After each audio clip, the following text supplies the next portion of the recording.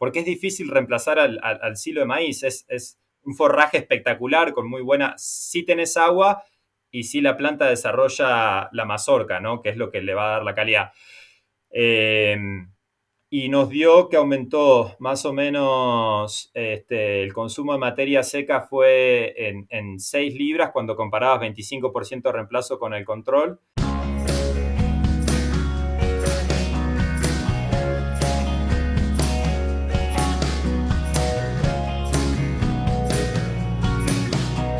Bienvenidos a todos al DairyCast. Mi nombre es Adrián Barragán, soy un veterinario extensionista y profesor asociado en la Universidad de Pensilvania, en Estados Unidos.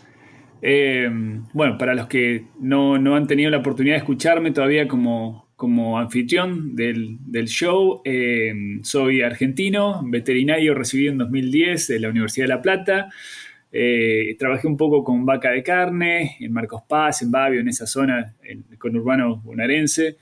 Después me fui a Colorado, hice una investigación en un tambo donde Juan también anduvo por ahí, ahora nos va a contar un poco.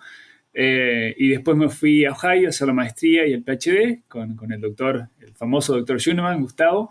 Eh, y bueno, después hace ya 7 años y medio que estoy acá en Pensilvania, en la universidad de profesor y extensionista. O sea, bienvenidos y bueno, bienvenido Juan, muchas gracias por estar en el show hoy, ya es la segunda vez que estás. Así que bueno, muchas gracias Juan. Muchas gracias a vos, Adri. Es para mí un placer participar en este podcast y tener a vos como host, que convivimos tanto tiempo juntos y hemos compartido trabajo en el laboratorio, en proyectos, y he aprendido mucho de vos, tanto de recomendaciones que me diste cuando hice mi pasantía, que bueno, la hice al margen en el 2013, apenas me recibo de veterinario en el 2012, la hice ahí. Después compartimos tiempo junto en la Universidad de Ohio, que bueno, ahí hice máster y doctorado, y después en el 2018 me vine a trabajar para Texas A&M. Es medio como que hicimos el mismo camino vos y yo, Juan. Vos venías un año, creo, 1 o 2 años atrás, pero seguimos el mismo caminito y después nos desviamos al final del PhD, ¿no? Sí, prácticamente calcado, porque hicimos la pasantía en el mismo tambo. Por ahí vos estuviste un poquito más en Colorado, yo arranqué en Texas, después Colorado. Claro. Pero después sí, tuvimos nuestros estudios en la misma universidad y bueno, el mismo mentor, los dos en el máster, y después, bueno, doctorado yo seguí con Gustavo, y vos estuviste con Santi.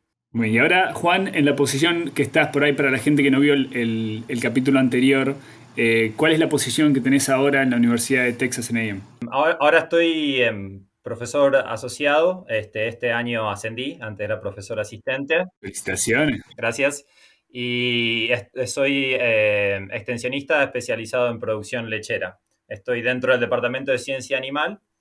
Y bueno, dentro de ese trabajo de extensión, como vos sabés muy bien, Adri, mucho del trabajo es ver cuáles son los problemas del productor y tratar de resolverlos, que por ahí es un poquito por eso que yo propuse el tópico de hoy. Ujú, muy bien, muy bien. O sea, yo lo que me acuerdo de cuando estábamos en el colegio de posgrado, trabajando en el PhD, esas horas y horas en el laboratorio, vos estabas trabajando más en la vaca transición, parte más del comportamiento pre y posparto y cómo eso afecta a la enfermedad, ¿no? Y es más, sacaste un par de papers que yo estuve ahí de coautor y ahora estás como en otra área, ¿no? Contanos un poquito, bueno, primero cómo fue este cambio, en base a qué, y que creo que nos diste un poquito de cómo es, de información ahí que no hay que hacer, hay que ayudar al productor. Quiero ver cómo fue ese proceso y después, bueno, contanos un poquito del área principal que estás trabajando ahora.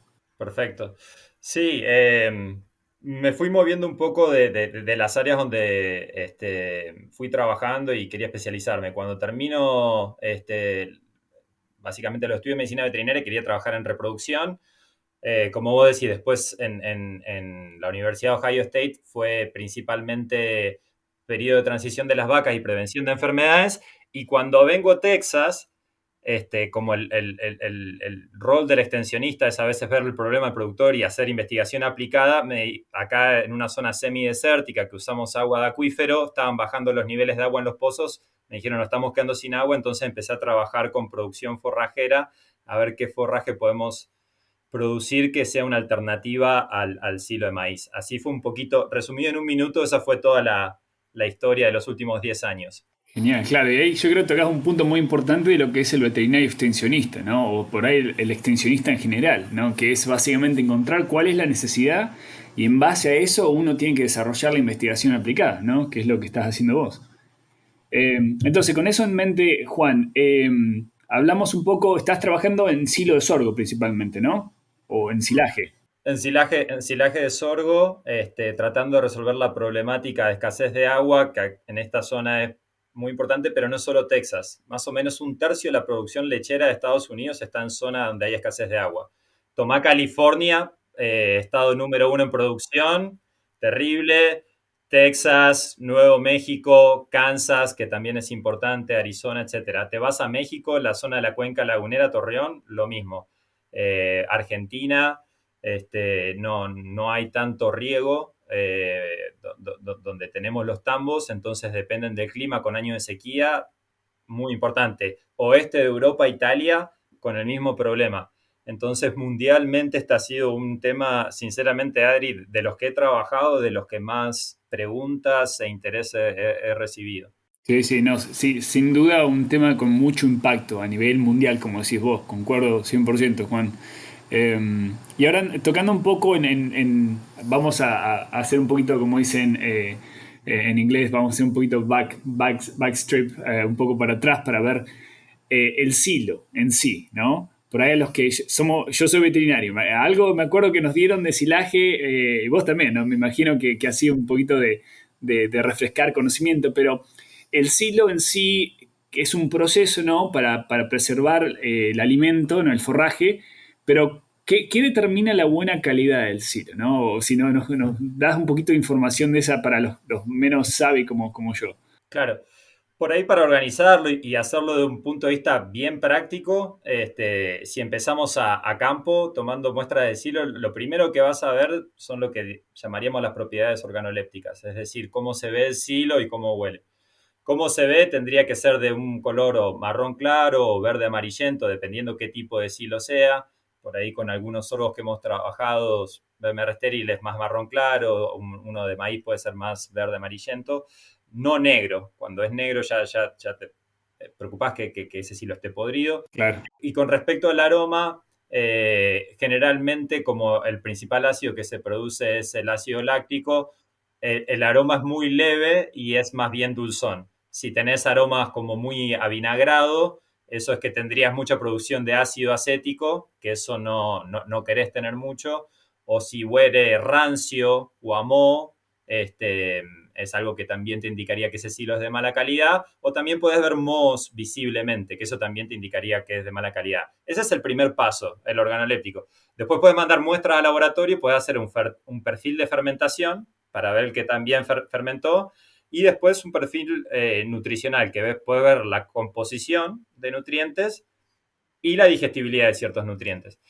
Con respecto a lo que sería el perfil de fermentación, una de las cosas que primero vemos es el pH. Diferentes silos tienen diferentes rangos de pH.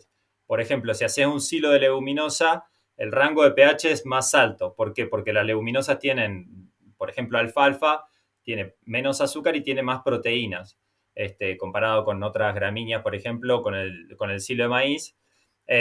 Principalmente más proteínas, y esas proteínas lo que hacen que es, actúan de buffer. ¿Qué quiere decir buffer? Que no permiten que baje tanto el pH. Claro. Por eso por ahí encontrás un pH más de 4.2 o 4.3, 4.8, dependiendo también qué materia seca tenía cuando se hizo ese silo de alfalfa. Lo que más estoy trabajando yo, no estoy trabajando mucho con leguminosas y donde tengo un poco más de conocimiento es en silo de sorgo y silo de maíz. Ahí generalmente el pH está entre 3.8 a 4.2. Ah, bajo. Y con estos sorgos que hemos trabajado, algunos de ellos que no desarrollan grano, los azúcares son súper altos porque la planta no manda el azúcar al grano para producir almidón, sino que los acumula.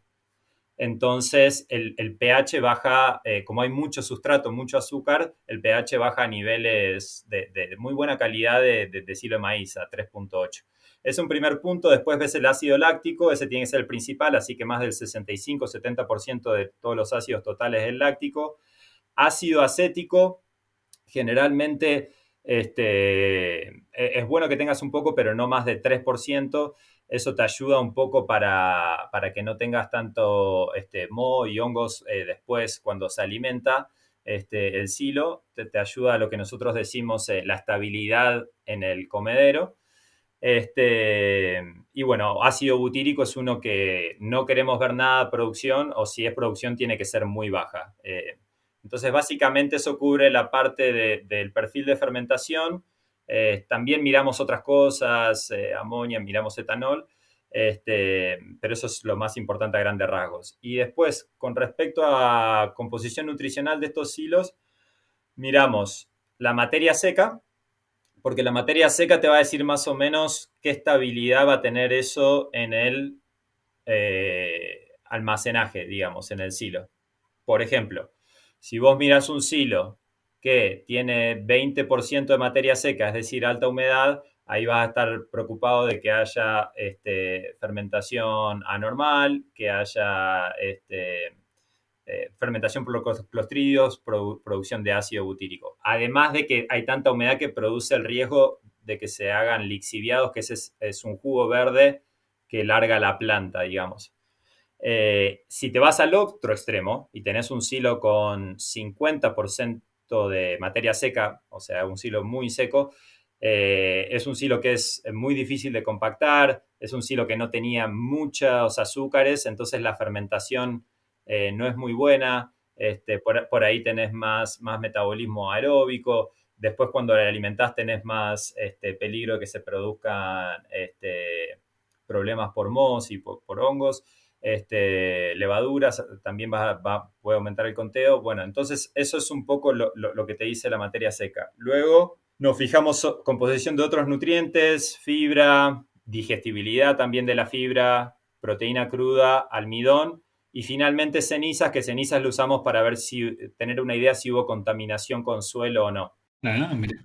Así que eso es un poco con respecto a los hilos. Y con respecto a lixiviados, algo que me olvidé de nombrar es que estos jugos que se producen, que produce la planta, por llamarlo de una manera coloquial, ¿no? Estos jugos verdes, eh, tienen dos grandes problemas. Uno de esos problemas es que si eso llega a un curso de agua, llega a un lago o a un río, disminuye el oxígeno, con lo cual puede tener un fuerte impacto ambiental y contaminar.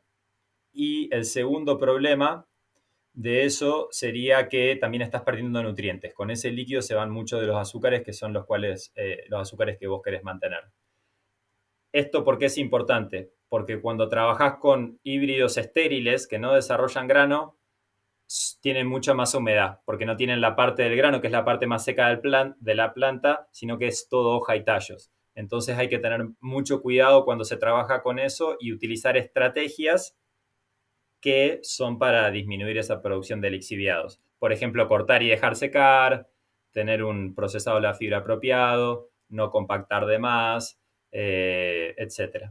No, la verdad muy interesante, Juan. Y bueno, y con lo que decís vos de los lixiviados, que ya es un concepto, bueno, por un término que yo desconocía, es muy importante especialmente con la contaminación del agua, ¿no? No solo de las napas, pero bueno, acá en Pensilvania con el tema del Chesapeake Bay, la bahía de Chesapeake, hay un problema muy grande a nivel contaminación y se están haciendo muchos esfuerzos para utilizar estas, en inglés se llama Climate Smart Technologies o tecnologías inteligentes del ambiente, ¿no? La traducción por ahí burda, ¿no? Pero en base a tratar de disminuir la contaminación y bueno, prácticas como las que denotás de procesamiento y almacenaje del ensilado, obviamente son muy beneficiosas para ese aspecto, ¿no? Entonces, Juan, me hablaste un poco de en general, ¿no? Pero ahora vos te estás enfocando en un área y te estás como convirtiendo en una eminencia, por decir ahí, una fuente de información, una fuente de referencia para el tópico este que es el procesamiento del sorgo, ¿no? Contanos un poquito Primero, de cuál es el problema del sorgo, que me habías contado la semana pasada cuando estábamos charlando, y bueno, cuál es el problema y qué están haciendo para resolverlo. Por lo que me decías, hay dos estudios grandes que están haciendo, que son muy interesantes, pero contanos un poquito el background, ¿no? De dónde surgió esto y por qué se está haciendo el trabajo. Por ahí, para dar un poco de conocimiento general a la audiencia, cuando hablamos de sorgo, hay diferentes tipos de sorgos, así que para hacer la comparación con maíz, sería bueno definir de qué hablamos. Tenemos sorgo graníferos, que es por ahí una planta que es un poco más bajita y por ahí puede llegar a tener casi 40-50% de grano en la planta. Después tenemos plantas más altas, que es casi como 1,5 metros, un sorgo forrajero, capaz que tiene 30%. Después en Argentina, perdón, dije sorgo forrajero, en Argentina le dicen doble propósito, acá le decimos sorgo forrajero.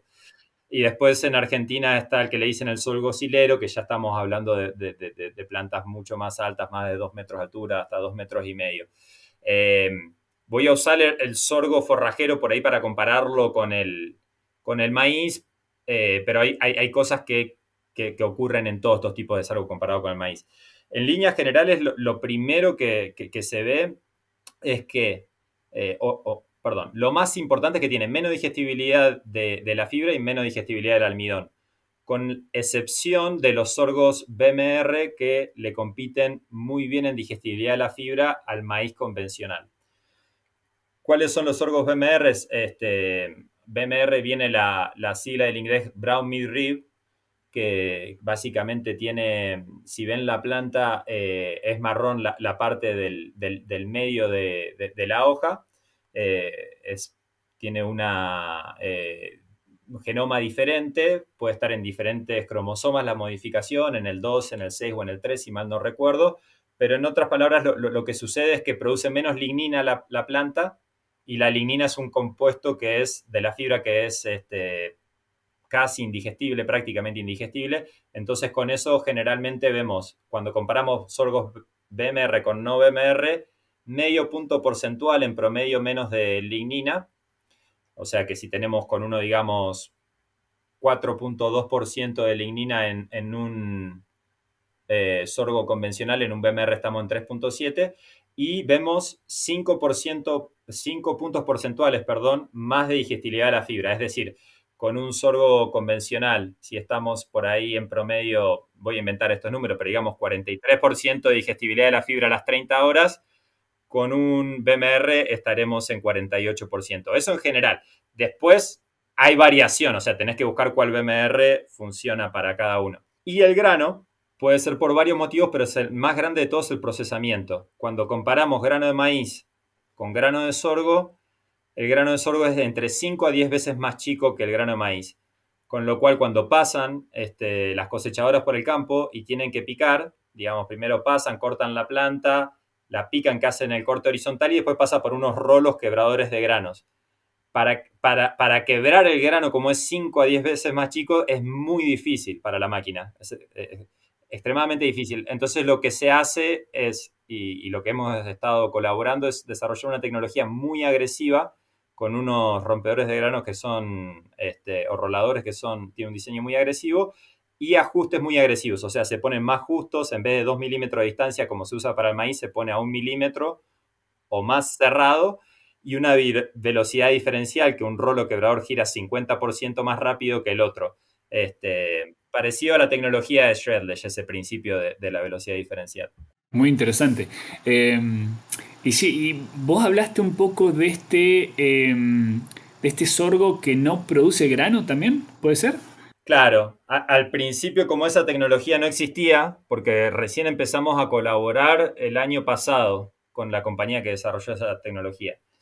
Y por lo menos acá en Estados Unidos no teníamos una tecnología que tuviera éxito en partir más del 95% del grano. Dijimos, bueno, abandonemos eso por un momento y hagamos otro tipo de investigación en la cual producimos un sorgo que no desarrolla grano y buscamos un macho estéril, y nos enfocamos solo en producción de fibra y de digestibilidad de la fibra. Y lo que hacemos es, después lo alimentamos, hicimos un experimento con 48 vacas, y cuando lo alimentemos aumentamos el grano de maíz seco molido a medida que vamos bajando la inclusión de silo de sorgo y aumentando este sorgo BMR estéril. Perdón, silo de maíz y aumentando la de... Así que eso fue lo que hicimos. Hicimos un experimento en el cual reemplazamos 0, 25 y 50% del silo de maíz con este sorgo BMR estéril, también aumentando el grano de maíz seco molido y haciendo otros ajustes pequeños en las raciones. ¿Y qué dio? ¿Qué dice la investigación? Nos dio, nos dio mejor de lo que esperábamos. Te voy a ser sincero, yo esperaba, de hecho estaba pensando cómo hacerlo, porque generalmente cuando hacemos estudios en ciencia siempre queremos buscar diferencias no significativas. Y yo lo que estaba, diferencias significativas.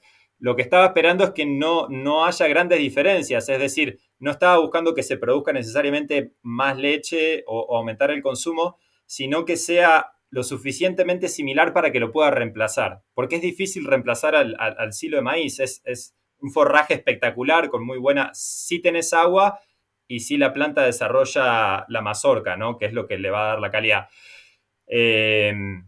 Y nos dio que aumentó más o menos el consumo de materia seca fue en 6 libras cuando comparabas 25% de reemplazo con el control y 6 libras sería para la audiencia entre alrededor de 2,5 kilos y nos aumentó la producción de leche corregida por energía, ahora la están llamando producción de leche corregida por grasa y proteína, nos dio 9 libras, que serían más o menos 4 kilos más en producción de leche.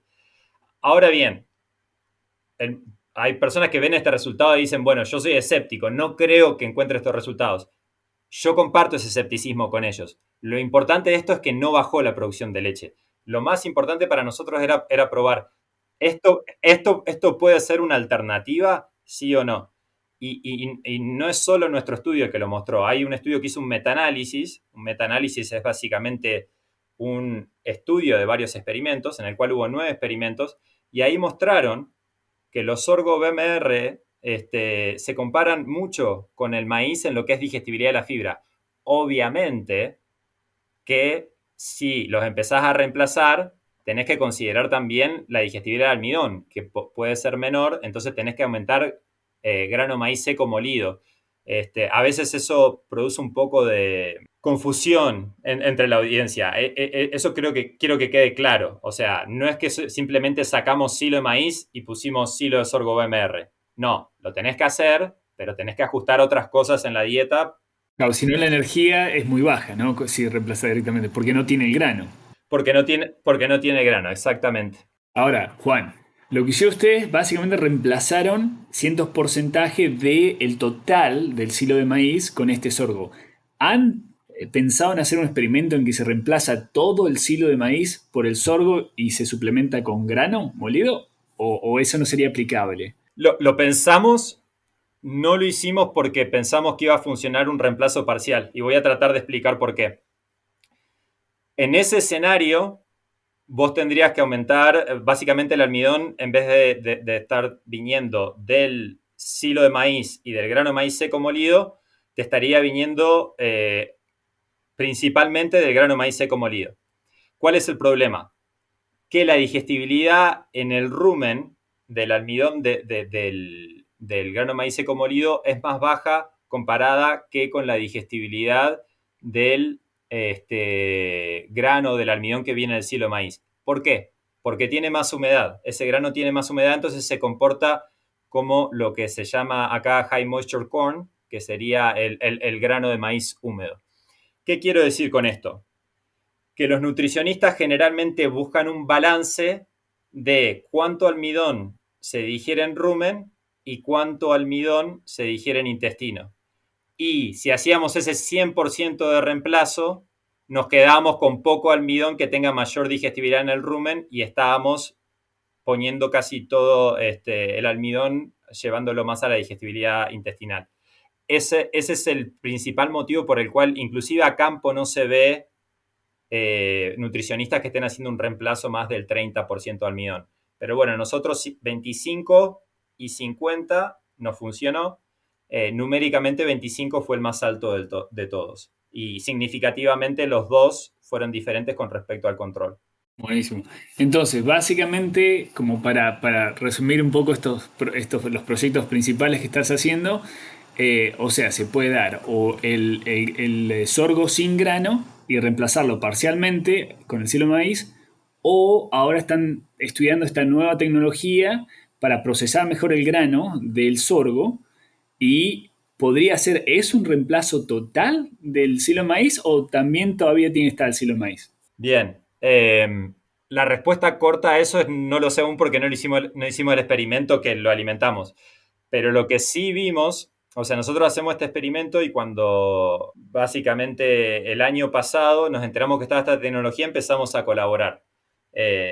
Para explicar brevemente a la audiencia, acá era muy común que los nutricionistas vean cuando hacían silo de sorgo que esté más o menos entre el 30 y el 50% del grano partido.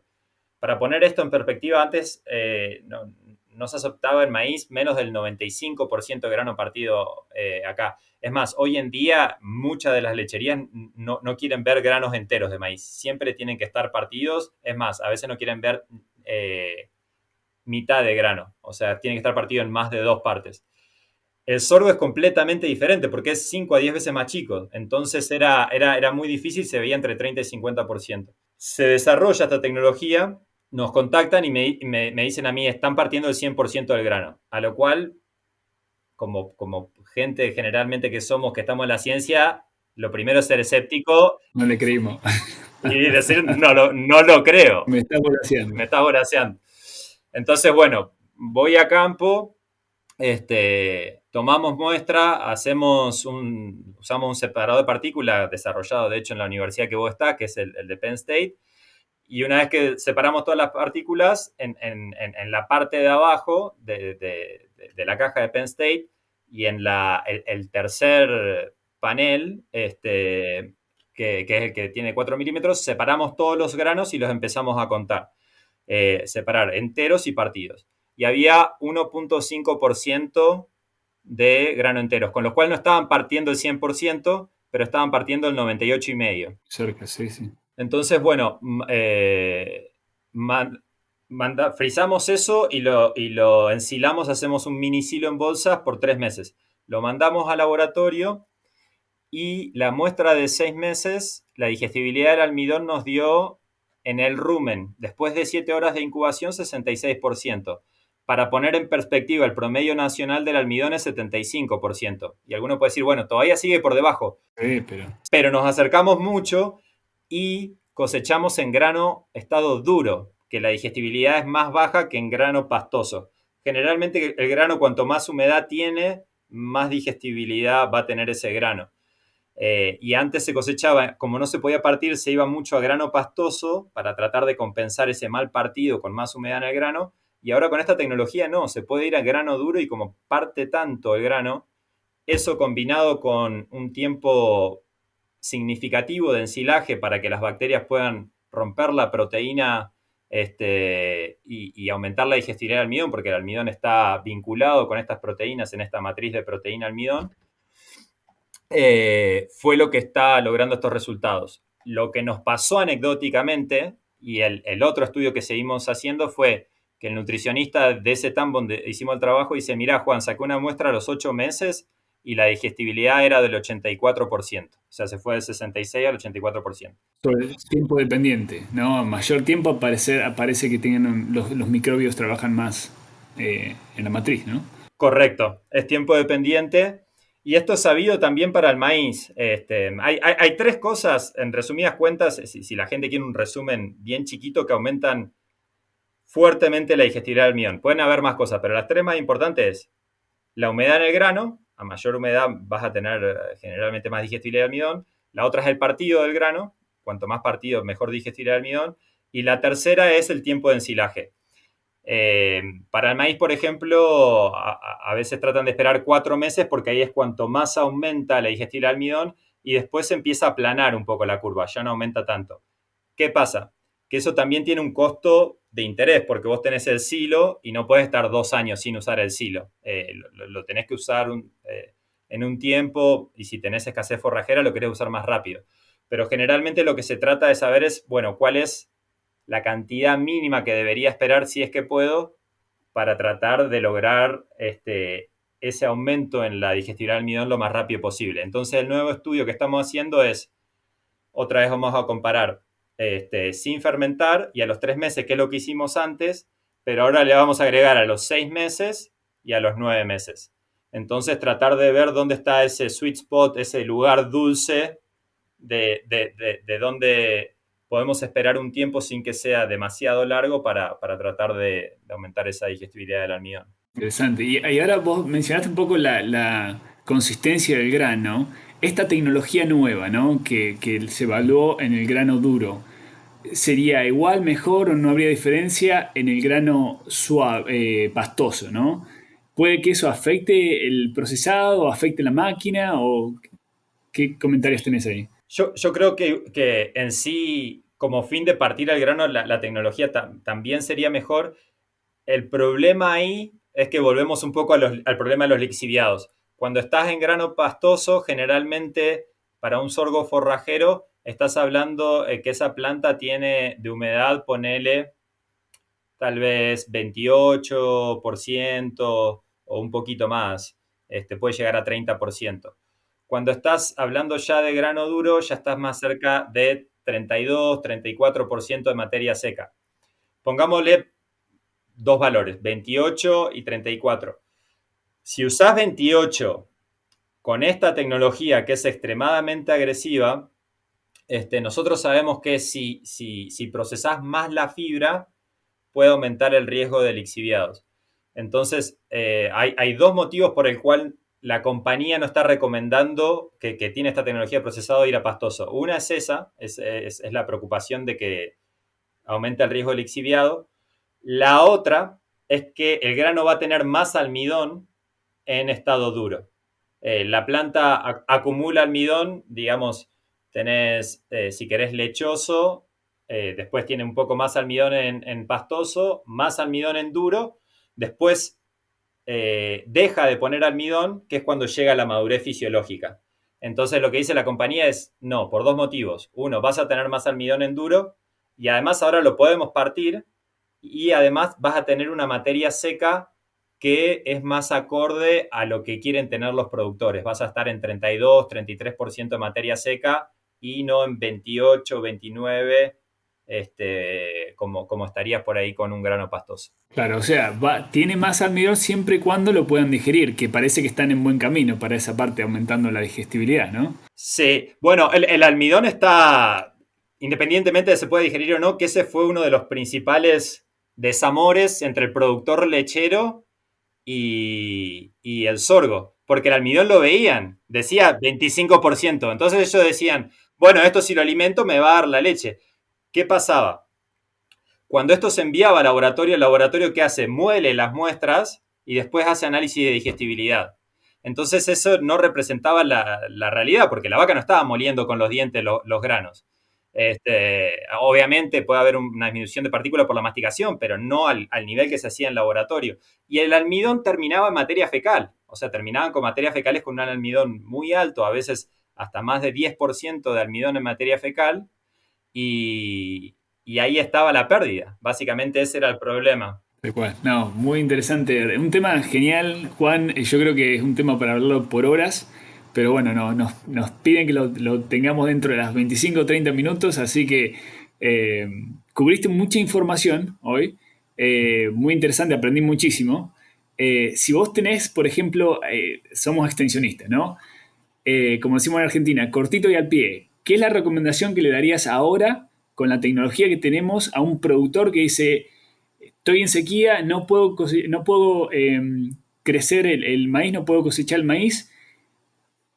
¿Es sorgo una opción? ¿Qué es sorgo? Así cortillo al pie, como decían el elevator speech en inglés, ¿no? Decime, ¿qué le diríamos? Si lo tengo que resumir en un minuto, lo que les diría es, primero, si tienen acceso a esta tecnología. Claro. Si tienen un acceso a una tecnología de procesado de grano que les parta más del 95% del grano, está bien, apuntá a un sorgo que sea doble propósito y ahí vas a tener buen rinde y además vas a tener buena cantidad de grano. Si partís más del 95% de grano, vas a tener buena digestibilidad. Si no tenés acceso a esta tecnología, que es lo que puede estar pasando en muchas regiones, o una tecnología similar que te parta más del 95% del grano, esta opción de los sorgos BMR estériles es muy atractiva, y por ahí no vas a poder reemplazar totalmente el silo de maíz, pero al menos vas a poder hacer un reemplazo parcial. Lo más importante es que te fijes que la digestibilidad de la fibra sea igual o mejor a la digestibilidad de la fibra del silo de maíz que estás reemplazando, y cuando lo hagas aumentar el grano de maíz seco molido,